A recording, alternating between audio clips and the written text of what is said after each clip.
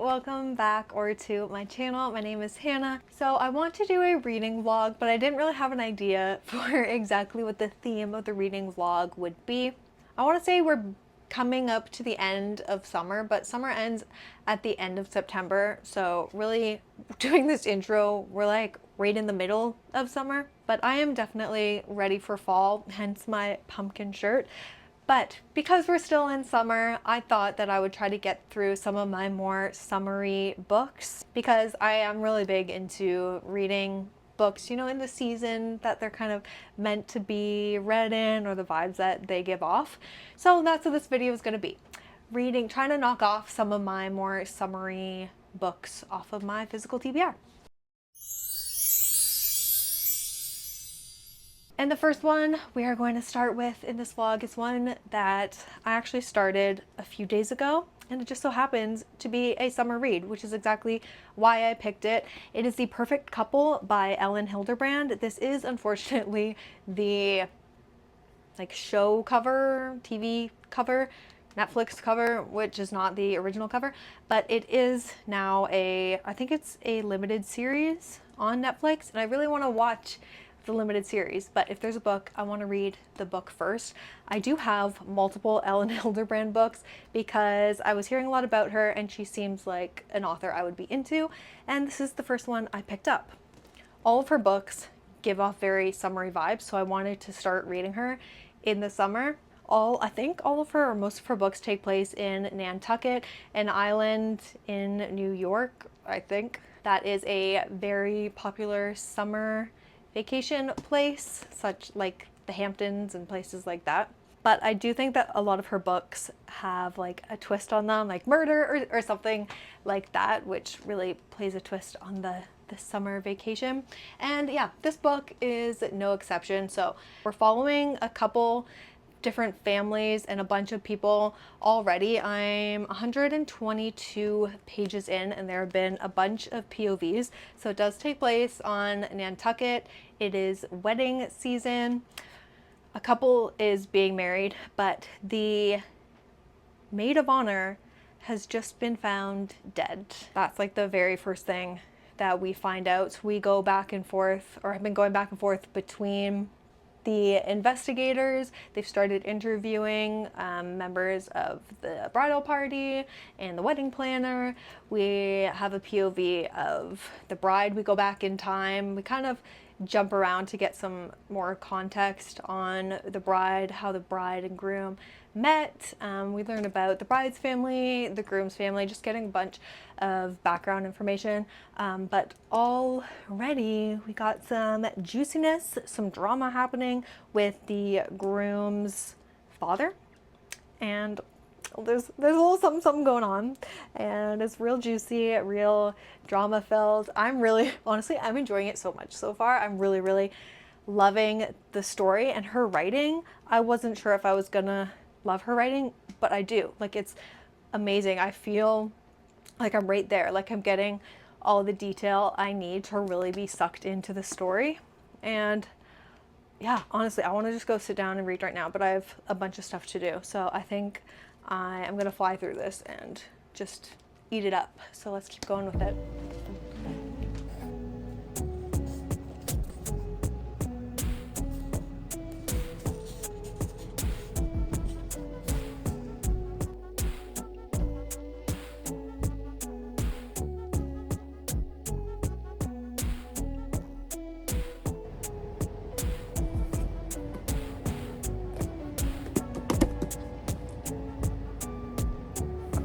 Oh, damn. Damn.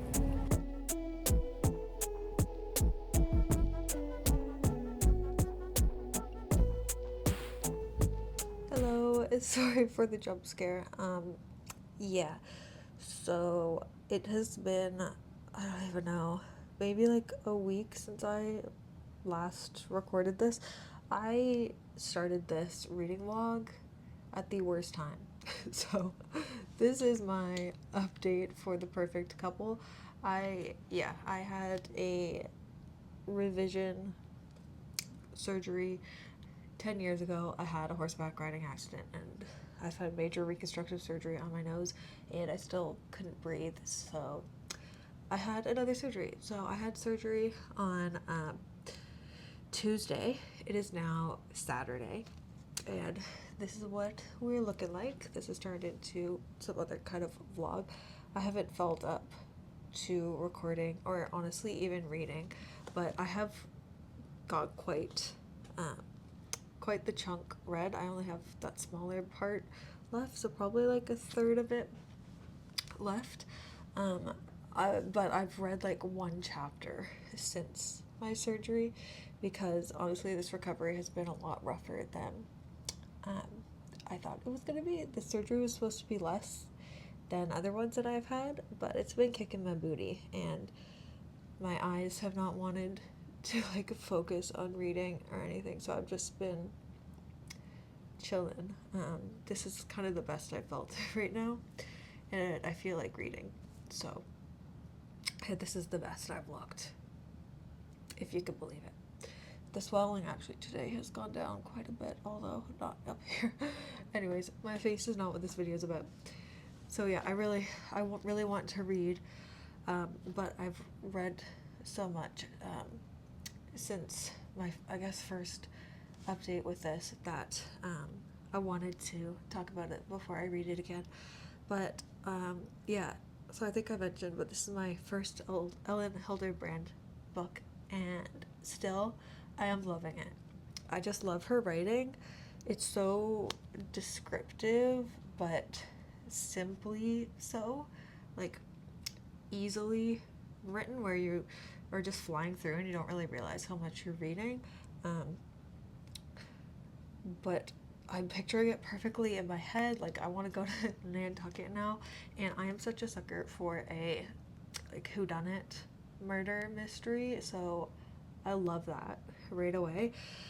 So we've been getting a lot more background on all the characters, lots of drama. It's like a family drama whodunit, which I'm eating that up even more, because obviously it's like a murder mystery and like things are being revealed about people. I can't say like too much about the plot, but yeah, some people are not who they seem to be, or not really who they first come off to be. Like the maid of honor, who is the deceased, we learn about her and some of her secrets. So I'm just having a really good time with this. I really see it being a 5-star. And yeah, like, where am I? I'm on basically page 300, so I think I basically have 150 pages left, which is, yeah, I think 2/3 of the way through. So I'll probably finish this within the next couple days. It's so funny because I knew I was going to be off for a little bit because of my surgery, and I was thinking like, oh my god, you know, I'm going to have so much time to just read. I'm going to read so much. And then yeah, it's been 5 days since my surgery and I've read one chapter. Like, I've just been so knocked out, but really excited to get back into this. I will say now that I have already started the second book that we're reading in this vlog. So once I move on to the second book in this video, will be before my surgery again. And I'm probably gonna update you on that book like right after this. I'm gonna do a clip for that book, so you will see me again right here. Just a warning. Yes, I can't wait to get this cast off. Oh, look at the bruising. Okay. I've been talking for so long. It hurts to talk. Okay. I'm gonna go read. Burn down the house, alright? Burn down the house, alright?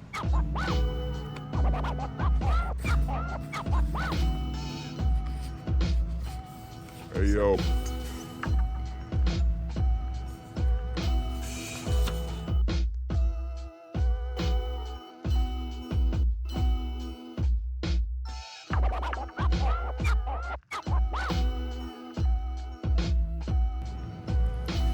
Success. Page 325. Honestly, so many things.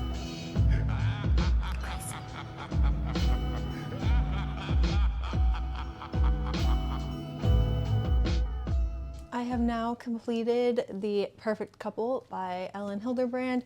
I actually finished it a couple days ago because yesterday I had my post-op surgery, so I had the cast removed and the stents taken out of my nose.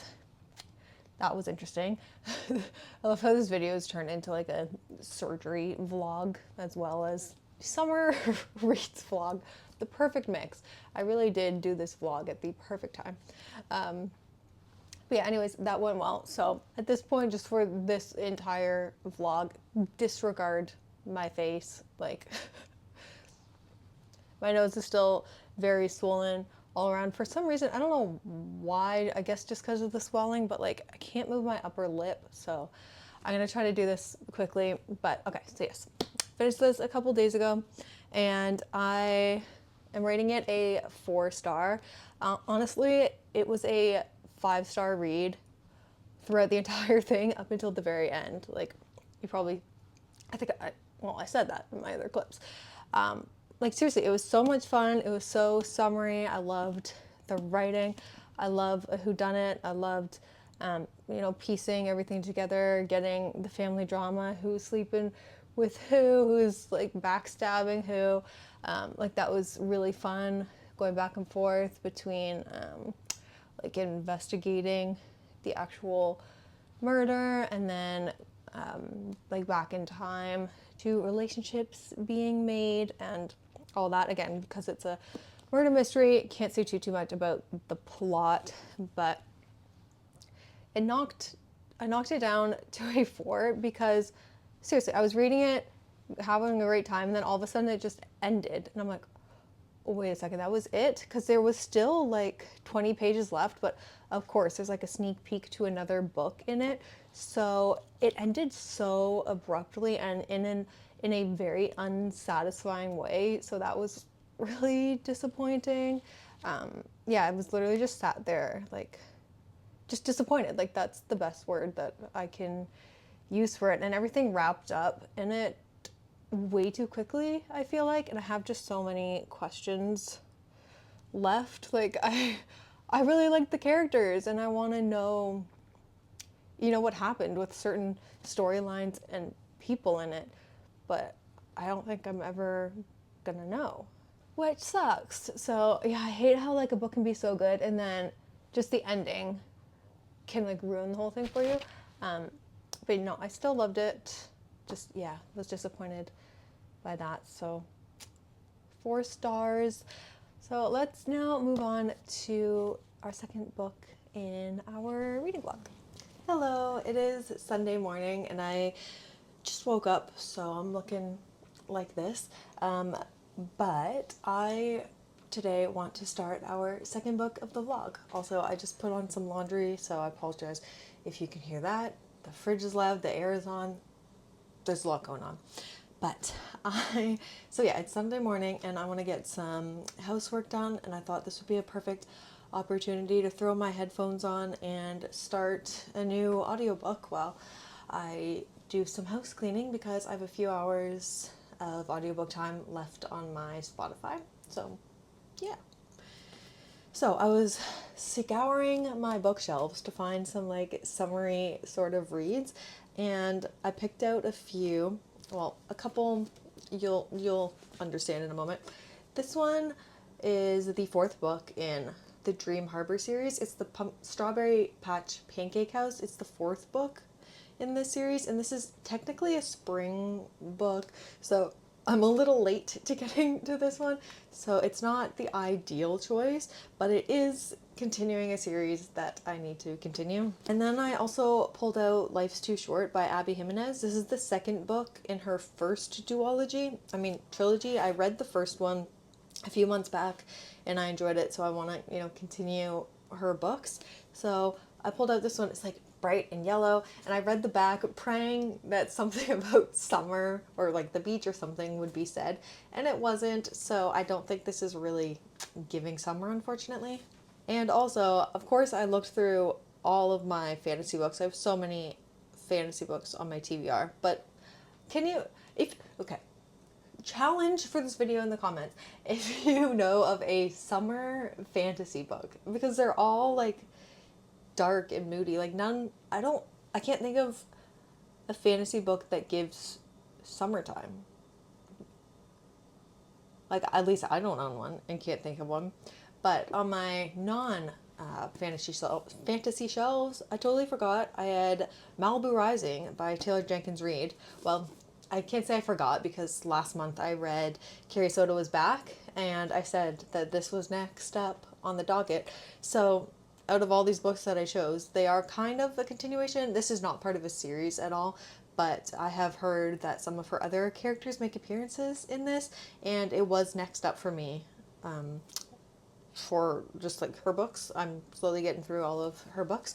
So, and this definitely gives summer vibes. It takes place in Malibu in August of 1983. Oh, look, the first words. It's the day of Nina Riva's annual end of summer party. Literally perfect. So I'm going to pull this up on Spotify and start the audiobook while I clean my kitchen and do my floors.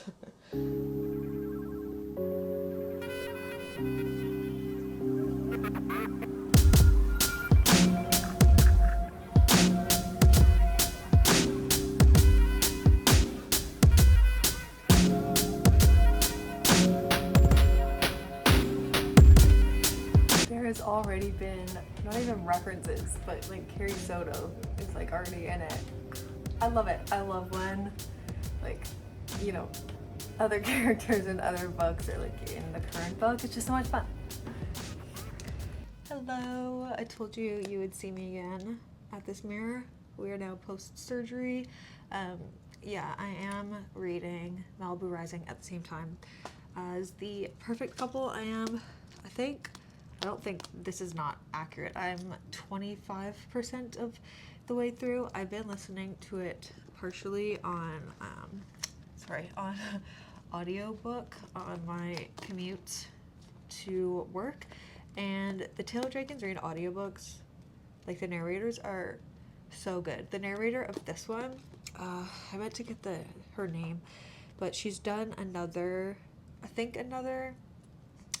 Taylor Jenkins Reid book, but also I think she's done at least one Emily Henry book. I just think she does a fantastic job. And I just want to say that these summer reads so far are so much fun. Like, both of these, I don't know yet what I've rated The Perfect Couple, but this is also feeling like a 5-star. This is also very much like family drama. Takes place in, actually we go back and forth, so it's like there's 4 siblings that we're following. One of them is really famous, one's a famous surfer. I think there's 4 of them, and they have famous parents. So we go back to like the 50s, 60s and follow the parents, like how they met and kind of how they rose to fame and stuff, and then back to now, which is actually the 80s in Malibu. And the most famous sister, I think, of them has these like annual rager parties that are like really crazy. So we're like leading up to this party and just getting to know the characters. Already seeing some family drama. We love some family drama. Love that there's family drama in both of these books. Love the summary reads. I also love how Malibu Rising takes place on the West Coast, and then The Perfect Couple takes place on the East Coast. So that's kind of fun. But yeah, I'm really very much enjoying it. I am gonna go read a bit now. I haven't actually read this in close to a week, so I probably won't read this again till tomorrow, but I need to go sit down. I'm like out of breath. Okay. Bye.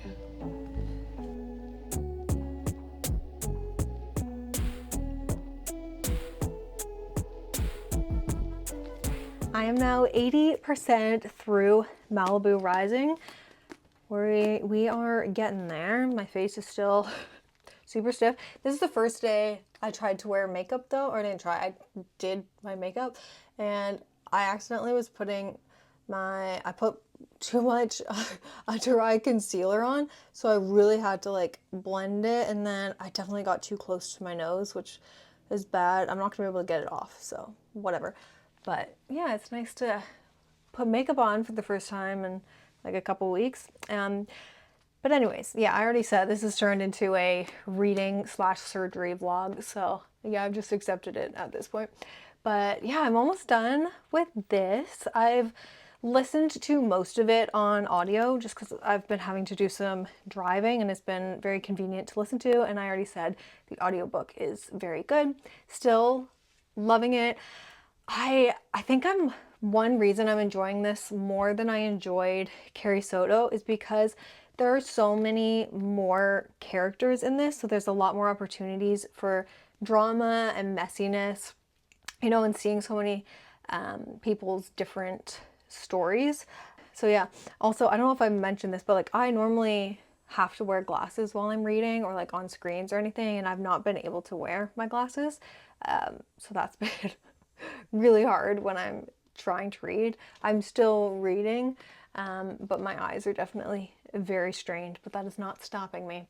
So I'm probably gonna finish this today or tomorrow.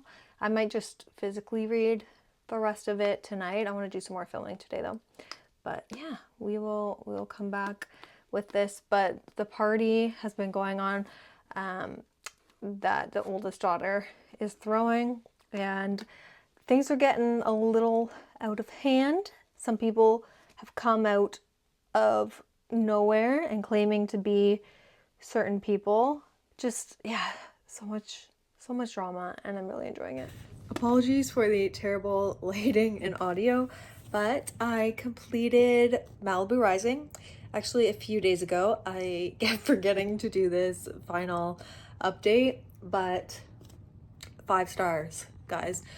5 stars! It was so good. This is definitely my favorite Taylor Jenkins Reid book. It had everything that I like about her and her writing, but this one I feel like just had a little bit more to it. Like there was just so much drama. I loved all of the characters.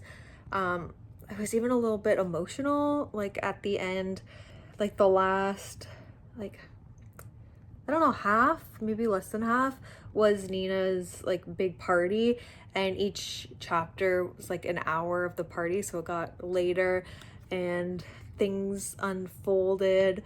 I don't want to give anything away, but a lot of people came to terms with a lot of things, and it actually was like a little bit emotional at the end.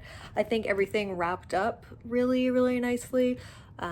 It felt very satisfying. I am very satisfied with the end, because the worst thing when you read a book is you finish it and you're wanting more, but I don't feel that way with this. I loved the ending, which really helped to give it a 5 star. I can't tell you how many times, like the last book we read, where it's like a 5 star for most of it and then the ending kind of kills it, but that was not the case for this one. Really enjoyed it. I loved the cameos with Carrie Soto in it. That was a lot of fun. So I am glad that I read Carrie Soto before this one, because she was in it a little bit, so that was really cool. Yeah, I would fully recommend this. I don't know if I would recommend this as the first Taylor Jenkins Reid book you read. Again, like I would read Carrie Soto, at least that one first, but so much fun.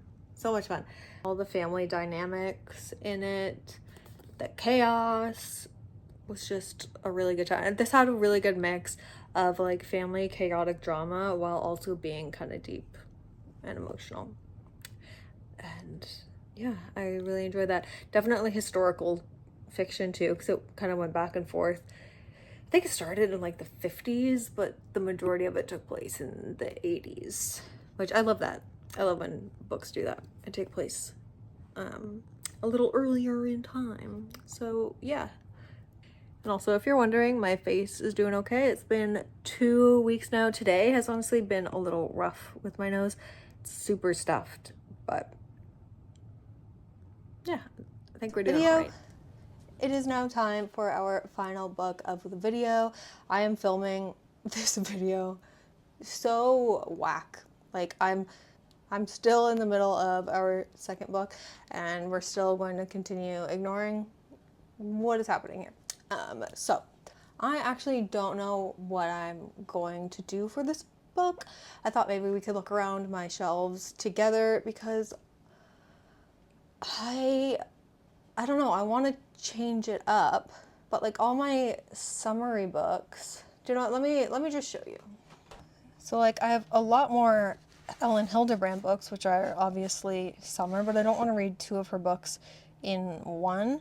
And then I have some other, like I think this is a thriller. Every time I go on vacation someone dies, like clearly summery, but it's another like murder mystery. You know, like I'm trying to have a variety. Problematic summer romance would be perfect, except I haven't read Not in Love first, and I need to do that. And then like, are any dark romances in the summer? Like some other ones, One Golden, oh god, this romance, One Golden Summer. I don't think it's the first one in the interconnected standalone series. I can look that up though.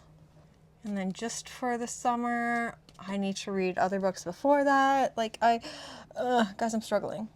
And like, I think like a horror would be cool, but again, I don't know if any of them are summer vibes. What I would really love is to read a fantasy, but fantasies are not really known to, you know, be summery vibey or take place in the summer.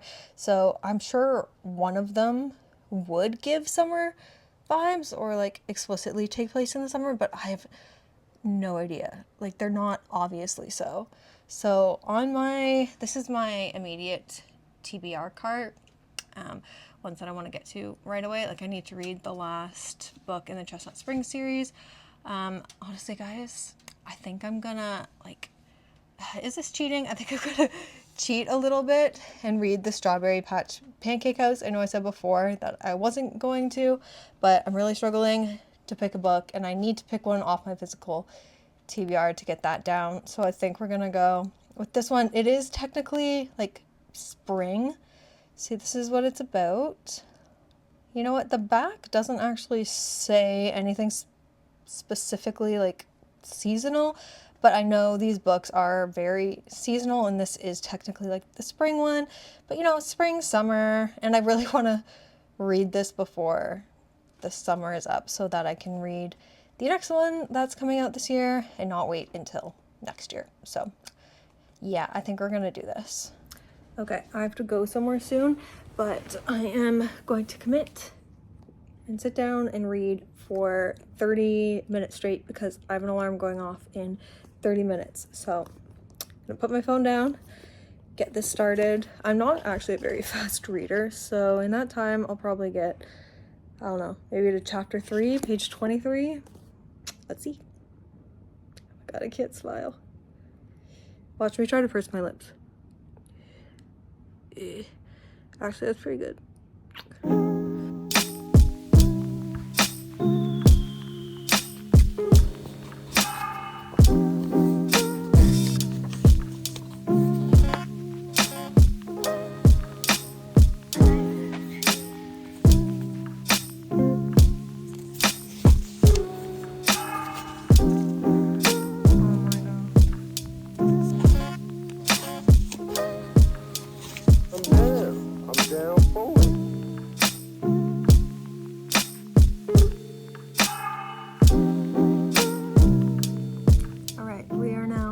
Chapters down. I'm lazy and didn't want to stand up, so I need to go get a bookmark, and also I'm just using my phone audio here, so the audio probably won't be as good, but really cute so far. Yeah, 2 chapters in, I think I know exactly where this is going. Honestly, I'm probably read just like what's on the back. So we're following Archer, who is new to town. We've never met him before. By the way, this is the 4th book in the Dream Harbor series. They're interconnected standalones, like fluffy, spicy romances. And so yeah, he's new to town because he just found out that he's a father to a 5-year-old daughter that he didn't know about, and he only knows about it because his child's mother died in some like tragic way. I don't think we know why she died, or I mean how. So the mother and his daughter lived in Dream Harbor. So now he's here to live temporarily to meet his daughter and like see how things go because she needs to live with someone.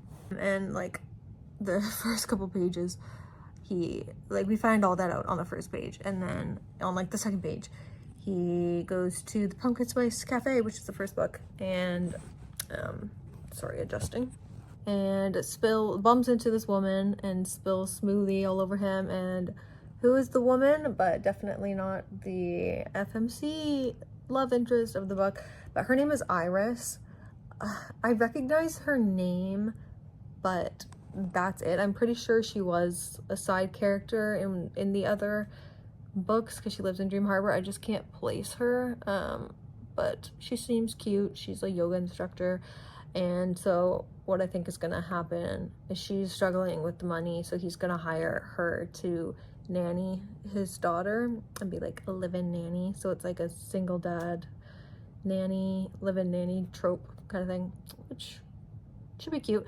Yeah, these books are like very cheesy, just like a fun little silly goofy time, and I'm enjoying it. It's an easy read. Yeah, that's it. Burn down the house, alright? Burn down the house, alright?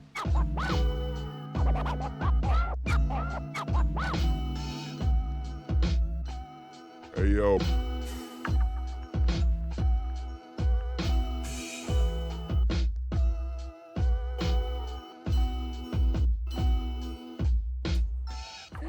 Oh my god, there's a wasp.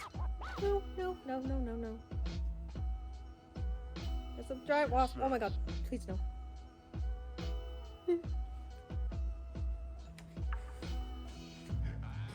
Alright, so I've gotten pretty far since my last update. I think I'd only read 2 chapters in the first update. I now have about 100 pages left, just under 100 pages. So a lot has gone down. Also, don't mind all of this. It's late at night and I want to finish this now, but I wanted to update you guys. I'm like all ready for bed. So I think I said that Archer, like our main FMC, is the chef, and then our girl Iris is nannying. So it's a very like typical, I feel like, nanny, like single father trope. They're both attracted to each other like right off the bat, but it took up until like a few chapters ago, honestly, for them. Actually, no, they did kiss once, but then things did start to happen. There have been a couple spicy scenes, but yeah, it took them like 2/3 of the book for that to happen. But yeah, they were always attracted to each other, just like trying to hold back, you know. One thing I do like though is that his daughter, she's 5 years old, and she actually does speak and act like a 5-year-old. I get so like angry in books when they're little children, but they speak like a little child should not be speaking, like way too intelligent, you know what I mean? That always irks me. But I actually like the child in this. But I also don't know if the situation they're in is actually realistic. Like, he's never met her daughter before, but they're just like, he just has her now. I don't know how realistic that is, but whatever. It's a silly, goofy little book. It is really sweet. Yeah, I'm definitely rooting for them to be together. Like, she doesn't know if she wants that, you know, because she's just the nanny, if she wants to be like a mom and for it to be all serious and stuff. But there was something else I was going to say, but now I forget it. But yeah, I want to try and finish this now, and then hopefully in the morning we can have our final thoughts on it. But I mean, yeah, it's definitely predictable, but it's cute. It does take place in the spring. It's getting warmer. It's May now, so like close to summer-ish. But no, like I'm enjoying it. I am though ready for my fall books because it is September in 2 days, so I'm already kind of in the fall mindset. So yeah, let's get this done. Chapter 30.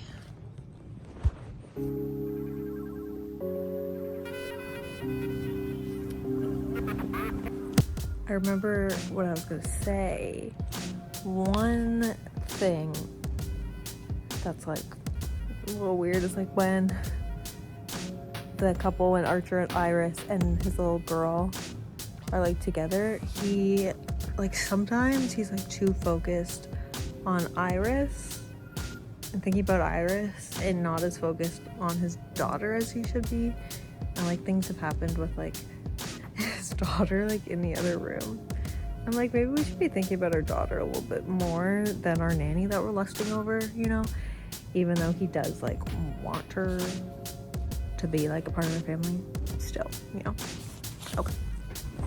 And I am now done with the Strawberry Patch Pancake House. I completed it this morning and this was really fun. Honestly, it was very in line with the other 3 books in this series, just like a fluffy, good time, cute, spring vibey romance, you know? These books aren't anything crazy. Just, yeah, a good time to pass some time, contemporary romance.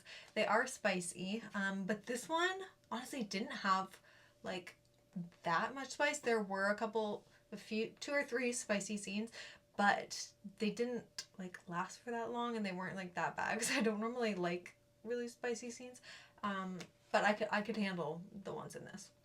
And I think I talked about the daughter, like the child. She was actually really cute. Enjoyed her. Don't always love children in books. And the ending was, yes, predictable, but it was cute. It was a cute time.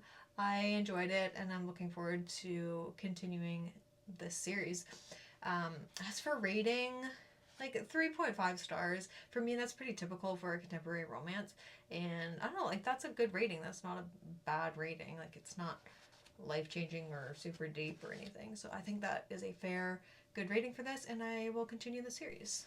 Wow, so we have been on a journey this video with the books and my face, and I am so ready to now jump into fall books. At the time of recording this right now, it is August 31st, and I have been in like the fall mindset for a little bit, which did make reading a spring book a little bit more difficult, but I'm just so ready to jump into fall. I've actually already started a like fall Halloween reading vlog, which has been really fun so far. So I really hope that you enjoyed this. Let me know what you're reading or what you read this summer and what you're planning on reading this fall. We also, like, I had a whole surgery during this video. It has now been 2.5 weeks since my surgery, so it took me weeks to film this video. But yeah, we got some good summer reads in and I'm glad to be able to check those off of my TBR. So please go take care of yourself. I seriously really appreciate you getting this far in the video. Like that just blows my mind that anyone would watch these. But yeah, I had fun with this one. Definitely subscribe if you have not so you know when I upload our fall reading vlog. And I hope to see you in the next one. Bye!